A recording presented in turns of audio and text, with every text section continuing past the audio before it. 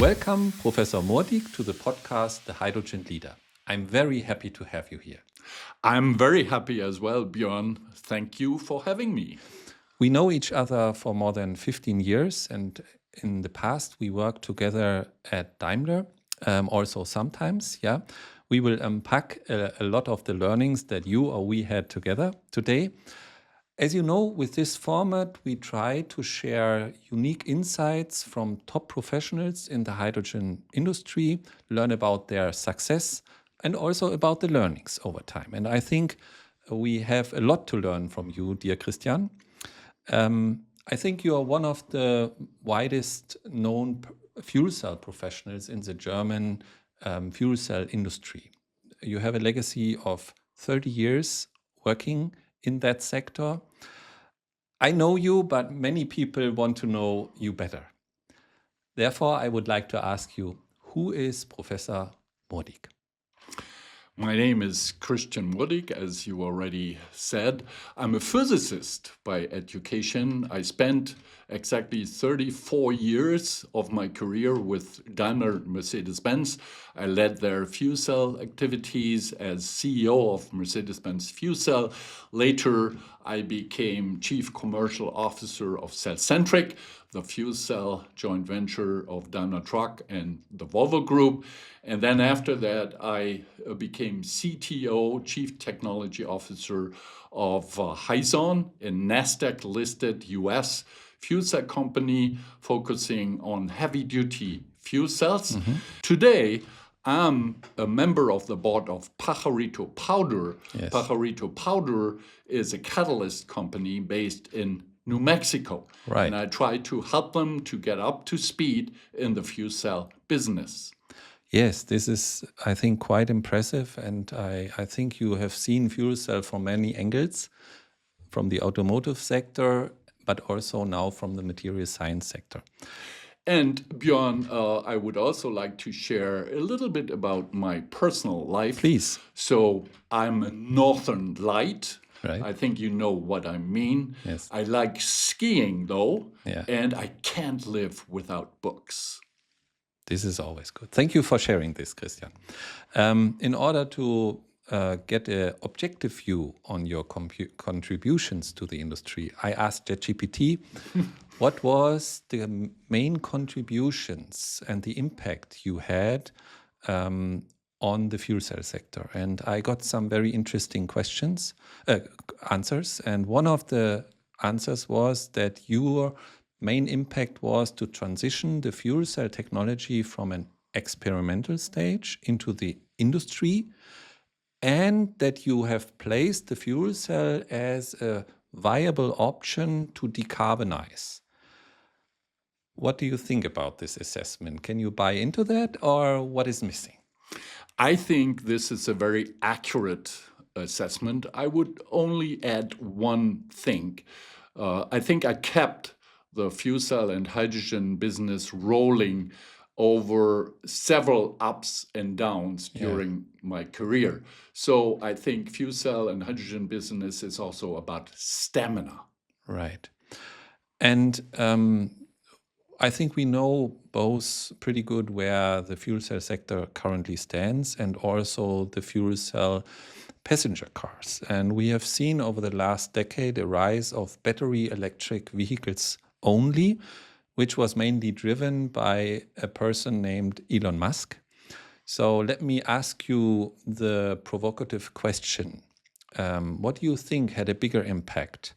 Elon Musk with his battery electric scaling up, or a potential lacking cooperation in Europe to get the fuel cell cars going?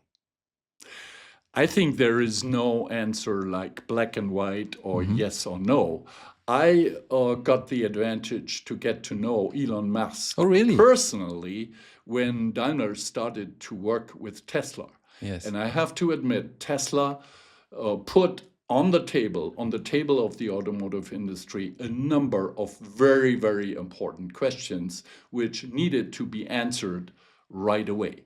I think today many people know that battery electric vehicles are not the only solution we will need. We will need a variety of different powertrains in order to meet different requirements in different business segments, in different usage profiles. And on the questions that you referred of Mr. Was that in the meeting or was that through his business endeavors, the question? So was there a real question in the meeting Elon asked you, or was it because of what we was doing? Actually, it was both. He asked very direct and blunt questions in all the meetings. Okay. He was present all the time. Right. So this is a CEO who was on the shop floor every day. Yeah. But he also asked questions through documents, through different meetings he had with the upper management. And then I can share with you that I got some questions also by my management at the time. One question, for example, was, why can't we be as fast as Tesla? And what did you say?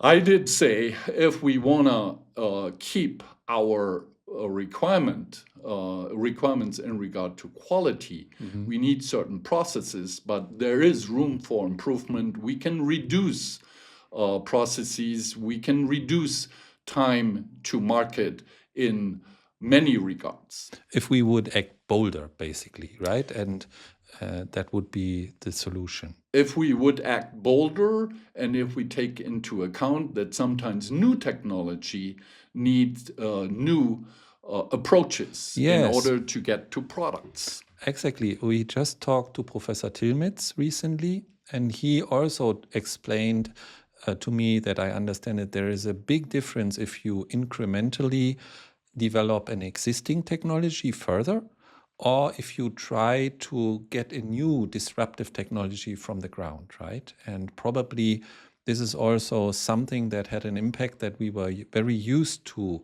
incrementally optimizing what is there, but struggle to find the right approach with a new technology. I tend to agree to some extent, but on the other hand, I think there are very good examples of disruptive technologies which were developed in Europe and in Germany. I think our problem is the transition from invention to innovation and to products. So execution is the main issue. Okay. And going back a little bit in time, what was reflecting on the endeavor that you pursued, was there a moment where you say, okay, knowing what I now know, would you have acted by the time in a different way? Is there something that comes into your mind? For sure there is, although this question is to some extent is ambivalent.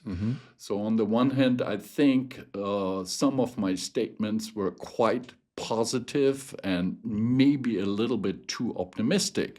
But on the other hand, if you don't look forward with enough confidence, if you don't trust the future, it's very hard to trigger technology advancements. So confidence of the leadership is very important to advance technology. Yeah, and I think in particular in our sector, many people were looking towards you also. What are we doing? Because I think many people, is my take, in Europe want to follow, but they don't want to lead into a disruptive area. Yeah, so I think probably this is a good approach to be bold, but reasonable in both ways. I fully agree. You have to be bold. You have to really put out challenges, but you need to be, I would say, realistically optimistic. Yeah.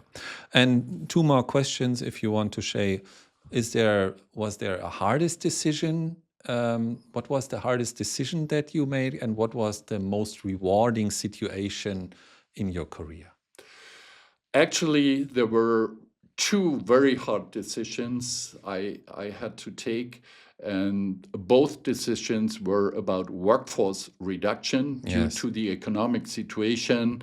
2 times I had to reduce the fuel cell and hydrogen workforce.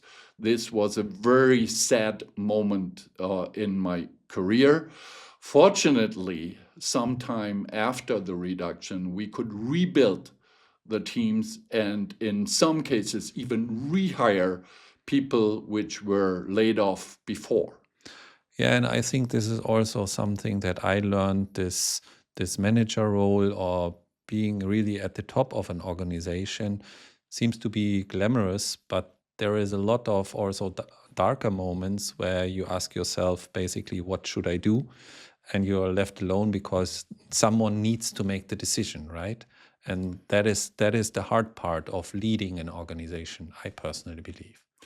I fully support what you say, and I think it's very important to make a decision and not to stay in a limbo situation. Yes. And this is also what people expect from your leadership. Make decisions, give very clear direction. We have not touched on the most rewarding part because I think that you, by your endeavor, might have also experienced situations that were pretty cool or very rewarding for you. What stands out for you? What was the most rewarding moment in your career? Actually, there was not just one moment of big reward. I think I had almost daily rewards by having the opportunity to work with very talented people, people with a strong will to make fuel cells and hydrogen happen as a product. And this, I think, is also rewarding in regard to working on a technology which makes this world a better place. Yeah, and I see that you're still passionate about it, yeah? So let me come to one, I would call it topic, unsolved chicken and egg dilemma, because I think the two of us met, I think something like 2011, where I was your lawyer at Daimler and helped you build some infrastructure joint ventures or initiatives. And I think my recollection was that I'm doing a good thing because basically we have a chance to create a new mobility sector. And I always told my children that you will have a chance in the future to drive fuel cell, and Papa did build on it together. Yeah, and by that time we were trying to solve the chicken and egg problem. Being if there are no stations, there are no cars. If there are no cars, there are no stations. Looking back, we are now, or moving forward, we are now 15 years later. And people are still talking about the unsolved chicken and egg dilemma in the fuel cell sector. So my question to you is, did we use the wrong tools? So we built H2 Mobility together with other partners, but did we approach it in the wrong way? I don't think so. I think the chicken and egg dilemma still describes very correctly the situation. There needs to be a balanced and a coordinated approach of vehicle deployment and station infrastructure buildup. Otherwise, there will not be a balanced share of risks. So if all the parties involved stick to their commitments, they can solve the issue. Okay, but reality shows we have not solved this chicken and egg dilemma in the last 15 years. It's still there. So my question would be, did everybody stick to their commitments? Okay. And so something, when you ask me that, yeah, I recall a situation at the very end of the service of Dr. Zetsche at Daimler. I had a chance to meet him personally. He was the CEO, and he came to our department meeting, and everybody had a chance to ask him questions. And we did the H2 Mobility project together, and I took the chance to ask him, hey, Dr. Zetsche, why didn't we push for more fuel cell as Daimler? There was a chance. And to my own surprise, he blamed it on the oil and gas industry, very bluntly. And he said, they should have built the infrastructure, then it's no problem to launch the cars. We are investing billions in cars, not seeing this from the other sectors. So reflecting on this, what you said in a self-critical way, how do you see the sticking to the commitment? I think you should have asked the same question to the infrastructure partners, let's say to Shell or other companies involved, and then I think you would have gotten the complete picture. And my assumption is there was a lack of commitment on all sides. I would agree with that. Yeah, I had the feeling that every people wanted to move, but not too far. Yeah, so it was more, let's say, let's walk together slowly. Yeah, not somebody leading and carrying the people with us. Okay. This is today, it's not about blaming. Yeah, so I don't want to go in this road. I want to share with this format what we have learned. And I think you have given many speeches in the past, also in front of important people. And more recently, you have also spoken about the key success factors on how to establish a hydrogen refueling network. Can you share your insights? What would be the 3 or 4 things that you think are important if countries want to build a hydrogen refueling infrastructure? I think this coordinated approach in order to solve the chicken and egg dilemma is still the most successful way to do this.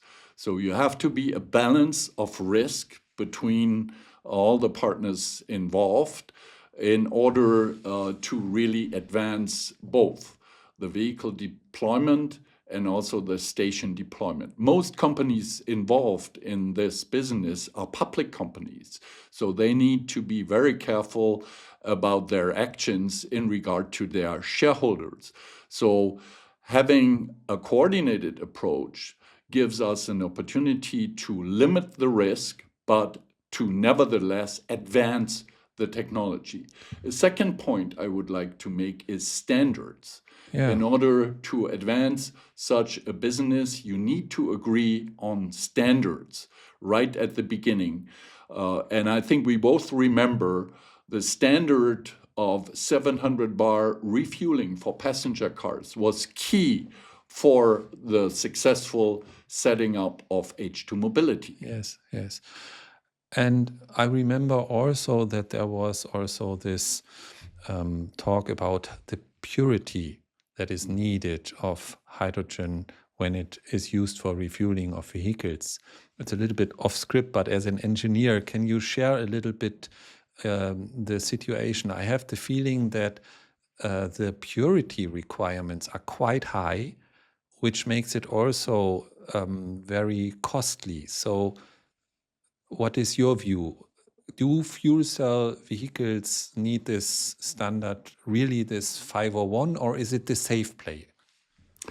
Actually, the PEM fuel cell, which is the most commonly used fuel cell for powertrains or for vehicle applications, does need a very high purity, a very high quality hydrogen. And that's why a corresponding standard was set up.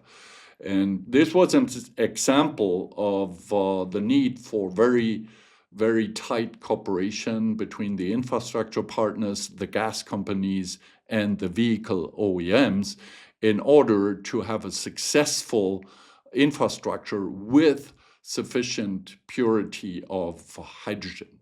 And do we in the meantime have these also hydrogen refueling safety standards? Is this now all adopted, or is it still discussed? And do we have a common standard globally for hydrogen refueling in terms of safety requirements? I have not done some research on that. Do you know this? Actually, there is a standard for both hydrogen refueling protocols and also hydrogen safety of stations refueling gaseous hydrogen. Right. So this is a worldwide standard. Even the nozzles, the receptacles, all the geometric dimensions are standardized worldwide. So today you can refuel your fuel cell passenger car in Japan, in China, in North America or Europe. It's always the same process. Okay, I didn't know that, because by the time when we started work, this was still in the making. And I think this is something which we have achieved over the last 15 years, somehow, which might not make headlines in some financial times. But I think this is also very important for equipment developers and also for OEMs, right? And this is also a reason why you need to allow for some time, because developing standards is a very open process. Yeah. Any input is highly welcome, but it takes some time to set up new standards. Okay, so speaking about, let's say, the standards, and you mentioned the 700 bar technology for gaseous hydrogen. I think we have seen recently also the pivot to liquid hydrogen storing solutions, mainly driven by Daimler. So the main players from the past, like Hyundai and Toyota, seem to still pursue the gaseous hydrogen. And now we have the liquid hydrogen approach. You have been there when all these things have been developed. Can you explain a little bit why we are now talking about liquid hydrogen storage solutions for heavy-duty vehicles? I'm very happy to give you my personal view on this. First of all, we need to look at the hydrogen requirements of a heavy-duty long-haul truck, for example. Yes. If you want to have a decent range for such a vehicle, you need to be able to store something like 60 to 80 kilograms of hydrogen on board such a vehicle. In gases or in liquid? Either one. Either one, okay. 60 to 80 kilograms will lead a range of above 800, if not 1,000 kilometers, as Daimler Truck has shown. So liquid hydrogen has a very high volumetric energy density. Yes. So by using liquid hydrogen, you have a much smaller tank system. You need a much less space on the vehicle, and space is really limited on a vehicle. But there are also further advantages of liquid hydrogen for heavy-duty trucks. For example, the liquid hydrogen truck refueling process is much simpler than a gaseous refueling process, which is very convenient for passenger cars. And moreover, it seems like liquid hydrogen refueling stations are less expensive than gaseous hydrogen refueling stations if you want to refuel trucks. So I'm a not engineer, but my understanding is we would have liquid hydrogen in the tank, and then there is a process where it is transformed into gaseous hydrogen on the vehicle, because the PEM runs with gaseous hydrogen, right? It's not running with liquid hydrogen. So there is a warming process, and then the engine itself, like the fuel cell system, is in both alternatives using gaseous hydrogen, right? Yes. And you mentioned that you also had this important role at Cellcentric, and Cellcentric is a joint venture of Volvo and Daimler.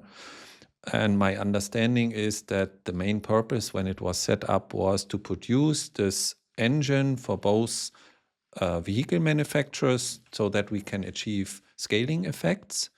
But we now have a situation that Daimler is somehow pursuing liquid, whereas Volvo tend to be more on the gaseous side. Is that still consistent with the overall idea of this joint venture? Actually, this is very consistent with the idea of Cellcentric, because the fuel cell system is agnostic towards using either liquid hydrogen or gaseous hydrogen. So there is no change required on the fuel cell system when you switch from gaseous to liquid hydrogen. So such a system can be developed as a global engine, not just for liquid and gaseous hydrogen, but also for different vehicles in different regions. Got it. Okay, thank you for clarifying this to me. But coming back to this pivot to liquid, it somehow, and I was more viewing this as an outsider, still came as a surprise to me, because we have worked long on establishing some sort of hydrogen refueling infrastructure, and mainly with gases.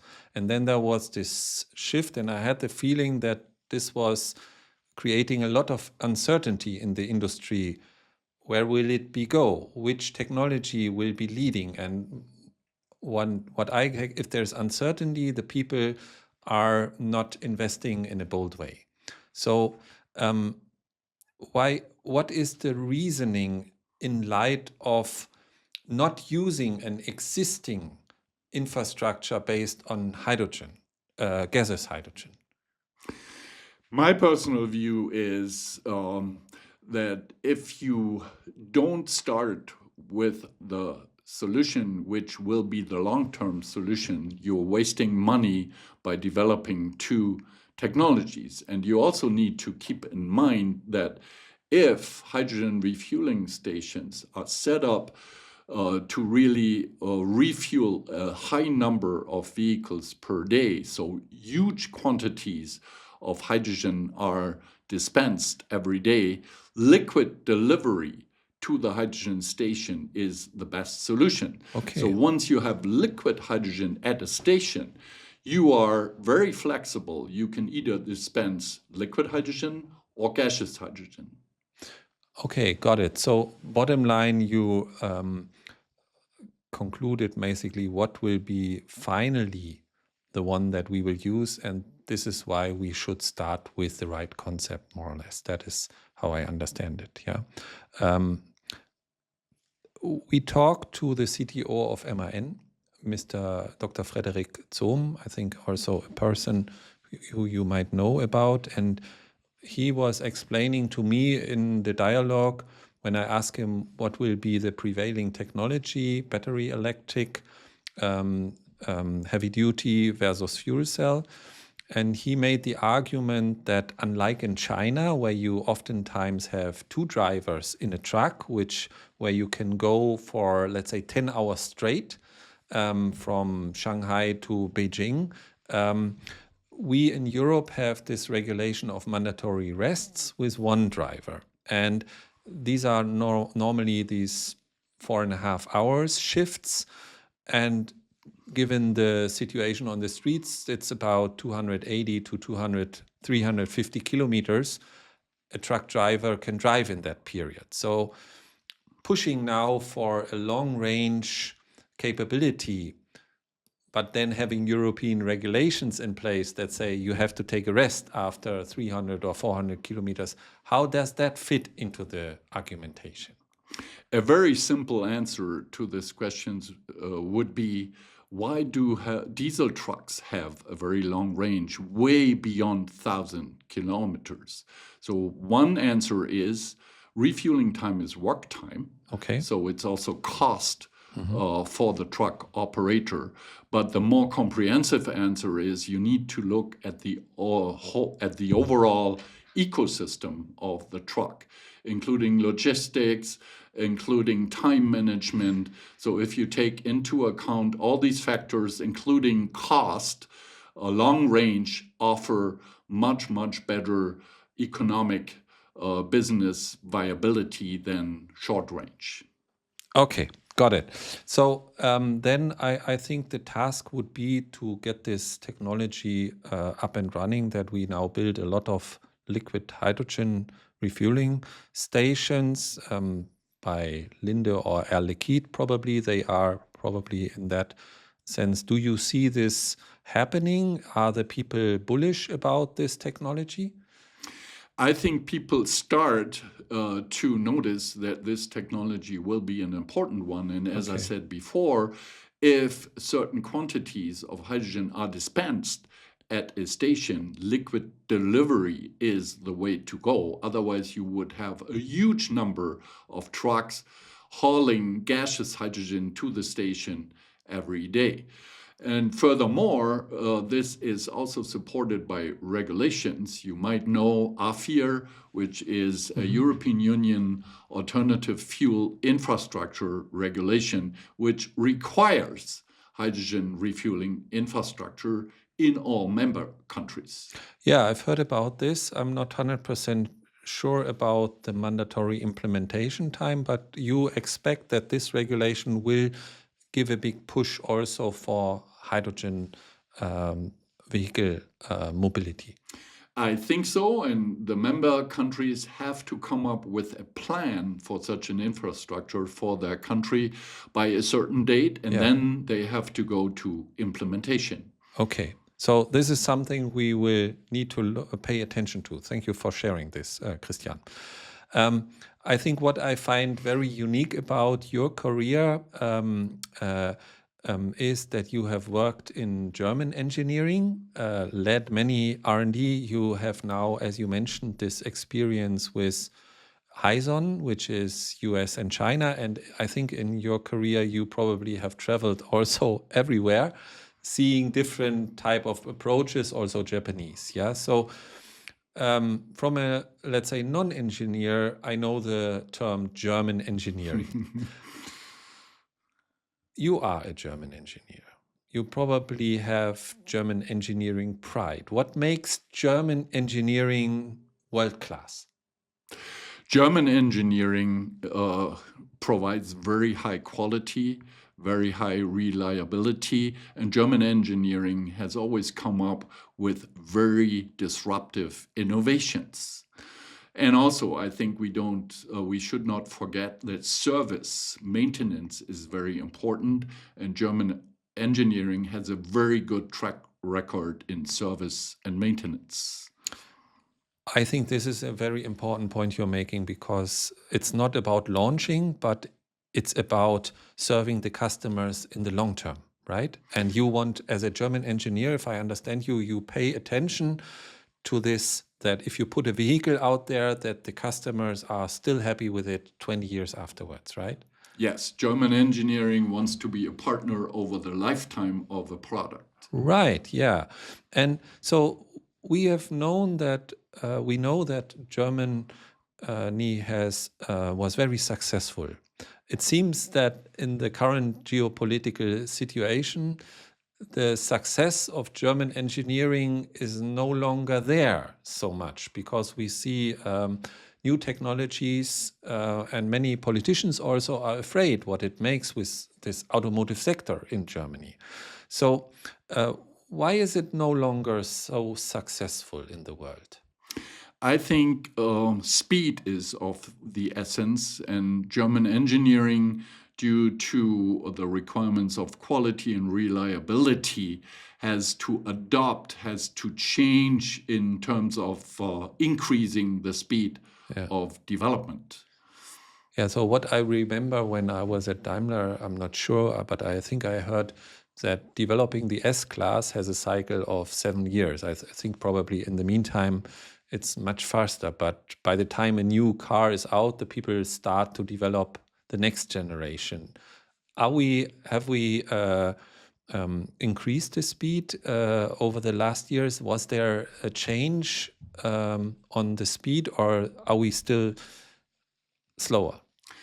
I did observe a change to higher speed, but this is a very, very difficult conflict for engineering, because on the one hand, you want to launch a product as quickly as possible. On the other hand, you want to be sure you can deliver a product of very high quality. High quality needs validation, and validation always needs some time. You cannot shorten this time to 0. So you need to find a balance of delivering sufficient quality based on a very, I would say, accelerated validation.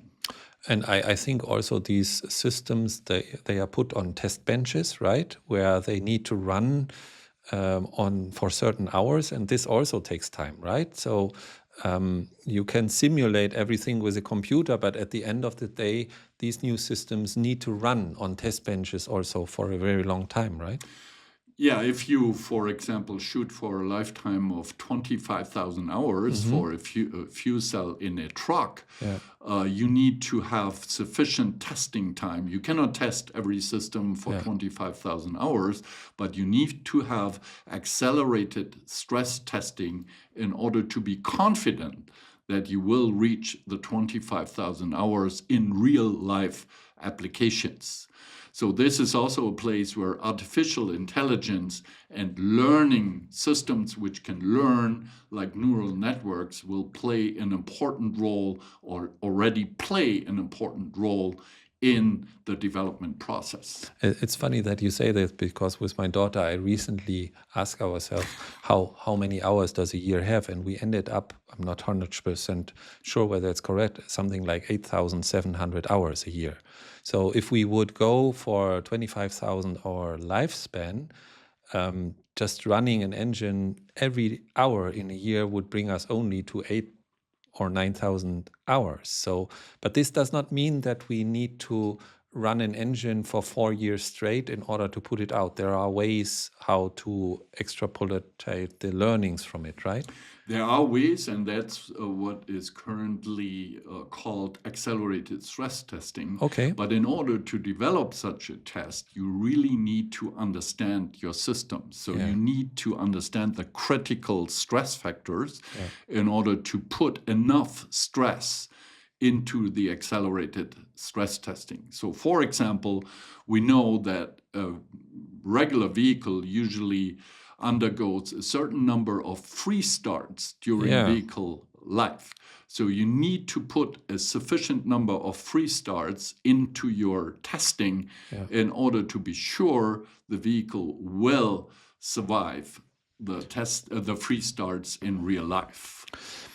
And we have talked about your step to Hyzon Motors. And as an engineer, you have explained now very clear to me the idea of German engineering with focus on long-term durability and quality, on that legacy.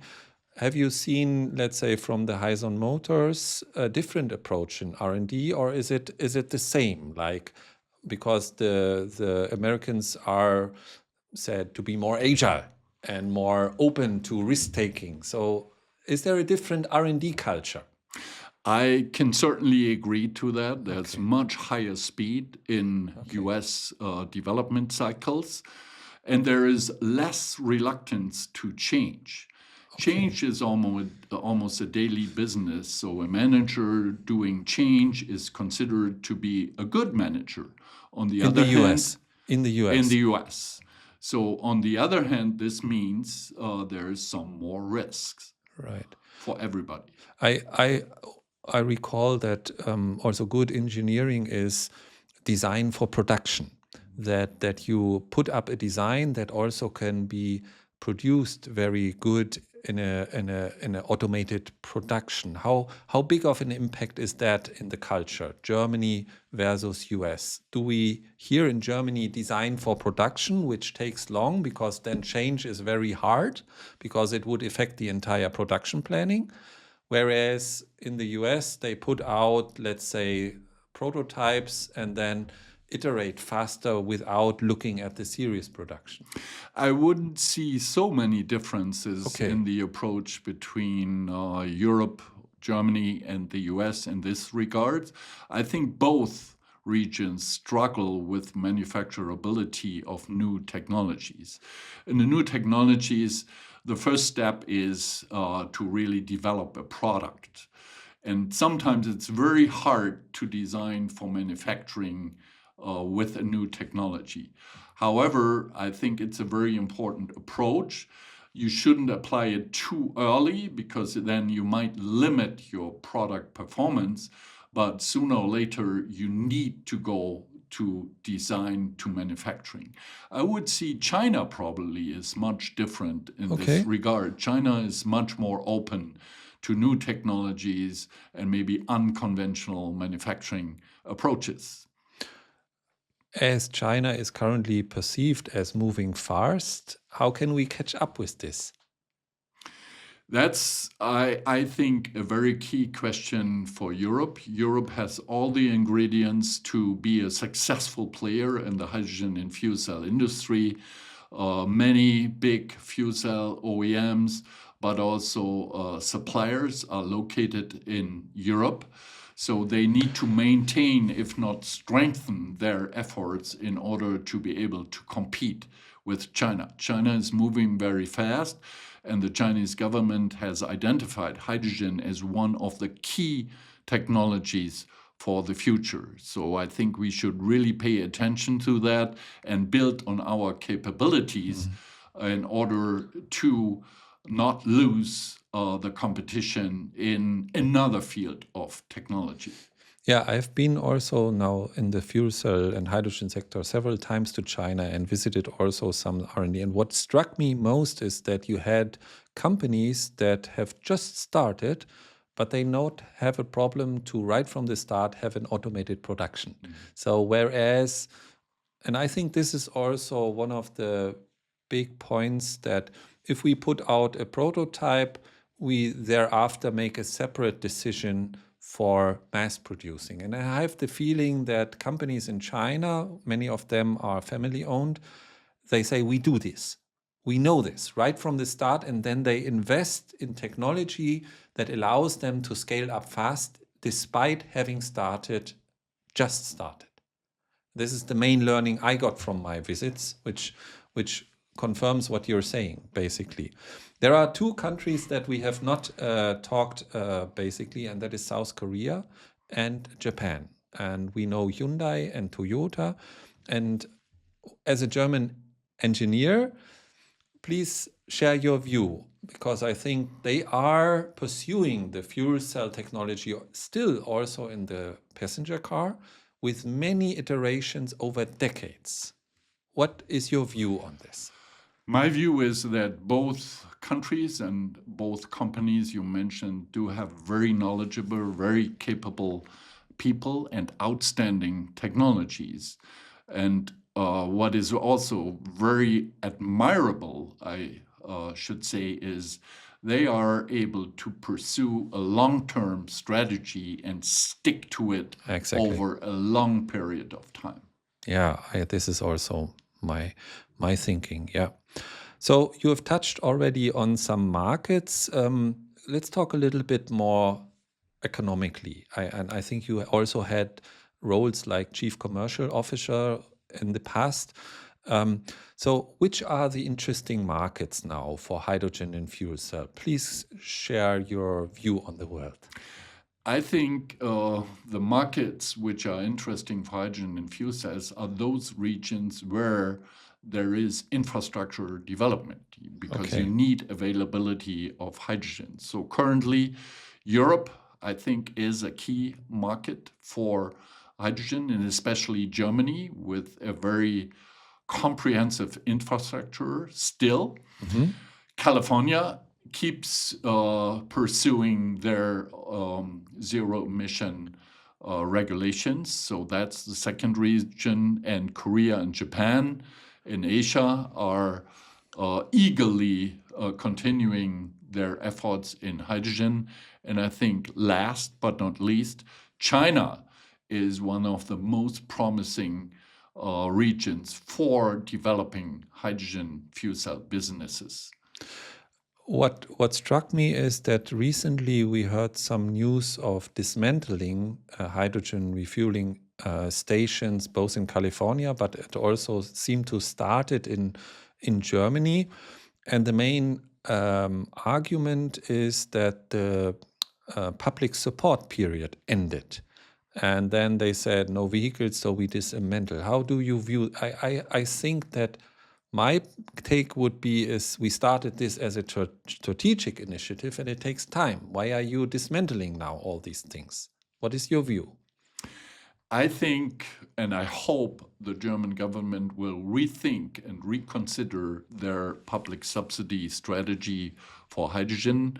What I can say is China is heavily supporting hydrogen and fuel cell development with public subsidies. Yeah, Yeah, I recently heard a number that they have supported the battery electric industry with 230 billion US dollar, which is quite impressive.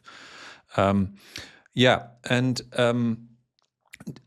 on this topic of German government, I think yesterday we have heard it news that there will now be some purchase incentive for battery electric vehicles and also for hybrid cars. I did a little bit of research, and it seems that these incentives from the German government do not apply to hydrogen fuel cell cars. Is this another missed opportunity? Because they seem to be open to all technologies, but it's again supporting one. I think the right approach would be to support, independent of the technology implementation, any technology which reduces CO2 emissions. So what I personally would prefer is something like a CO2 tax in order to get to lower emissions, instead of supporting specific technologies. Okay. Because the overall goal we should achieve is reduce CO2 emissions. So that would be an approach. This is very good. That if a car manufacturer could evidence that a certain technology reduces the CO2 compared to a given standard, then it qualifies, regardless which technology is in the car. That's my personal opinion. Yeah. Would be the best approach, because then the market decides on the technology, the customer decides on the technology, and not some administrations which might not have the full insight into the market. You mentioned also that China is pursuing this, and they took over the solar and also the wind industry somehow, which started in Germany. Do we run now the risk that we will see China dominating the fuel cell and hydrogen sector, just like they are dominating the solar and the wind industry? I think the risk is out there, but I also believe we are still in a position to prevent that this risk materializes, but we need to put our act together now. And you know many important players in the industry. What are your key recommendations specifically for politicians in Germany and also in Europe potentially? My recommendation would be to be open to any technology which reduces CO2 emissions and at the same time fulfills customer needs. And subsidies should be oriented towards CO2 reduction and not towards a certain technology. A little bit off script. We are always talking about subsidies. Why not tax deductions? The point I want to make here is when wind and solar was built at the very early days, it seems that it was built by dentists because they need tax reduction. So you had a situation that the most powerful individuals, which were earning a lot of money and also were investing in these technologies to get their tax bill down. We also need, I think, now a way to have the most powerful companies engage. So it would be an ideal scenario, in my view, to offer aggressive tax incentives so that the most profitable companies would invest in this technology because their incentives are much higher compared to companies that are making losses, because then tax is not helping you. What is your approach towards subsidies and tax reduction? I would pledge for a mixture of such measures. Tax reductions can be one, but also I think direct subsidies, especially subsidies going to a customer, are very important. So we should not just support companies, we should also support customers. So again, no either or, but a good strategy and a good mixture. A balanced approach. I think we need to pull all levers in order to move forward in this very highly competitive world. Okay, Christian, thank you for sharing this. Now coming towards a little bit to the end, because there are still some questions that I have that I want to ask you. So, are you still passionate and positive for the fuel cell sector, despite having engaging for 35 years already? Actually, my passion for fuel cells and for hydrogen has not changed at all. I'm still very passionate for it because I think all the benefits, all the potential of these technologies have not been exploited yet. We are ready for commercialization, but there is still room for further innovations, for improvements in terms of performance, in terms of cost, and companies like Pajarito Powder, for example, can contribute to make better catalysts for the next generation of fuel cells. Yeah, and I think the main opportunity also for Europe is that we can create a lot of jobs here, right? If other technologies are going down, this is the system-wise, this we can do as German engineers, right? This is perfectly correct, and the fuel cell engine is built up very similar to an internal combustion engine. So many people working in the internal combustion engine business today can be very easily switched to the new technologies. Yeah. So many of our listeners are also a little bit younger than the two of us. And I think it's very inspiring to hear that you have had so many different roles and the chance to meet so many interesting people. What would be the key recommendations for young professionals if they want to pursue R&D career just like you did? My recommendation is build up a very broad knowledge base, a technical and science knowledge base. Don't specialize too early. Okay. Be open for new ideas all the time and keep the commitment very strong. Yeah, and self-educate regardless of your career.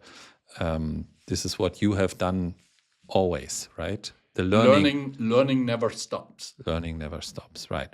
So this was a fantastic ride, and there is the last question that I have not yet answered. What is next for Christian Mohrdieck?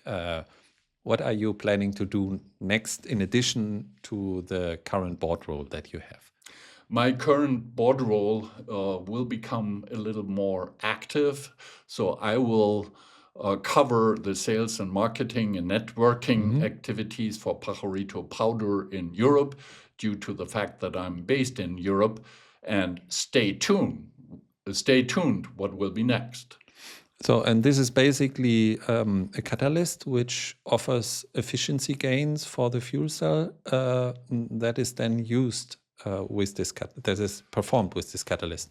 Actually, Pajarito Powder is working on 3 different products on catalysts for both electrolyzers and fuel cells, but also on carbon support materials for catalyst. And in all 3 areas, we can improve performance and reduce cost.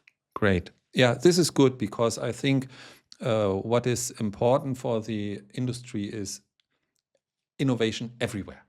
Yeah. Innovation is key to survive competition. Yeah. And so, thank you very much. I have learned, if I add everything up, that German engineering has not even started in the fuel cell sector, and we should be, let's say, hopeful that with the qualities that we have, that there is a chance to build this important industry right where we live here in Europe with a cooperative approach, but we have to do it now. Yeah. And thank you for being here, dear Christian, and thank you for sharing all these insights. Thank you very much for having me, Björn. So, if you like the channel and want to learn more, please subscribe to this channel and give us feedback what we can improve. Thank you very much for listening.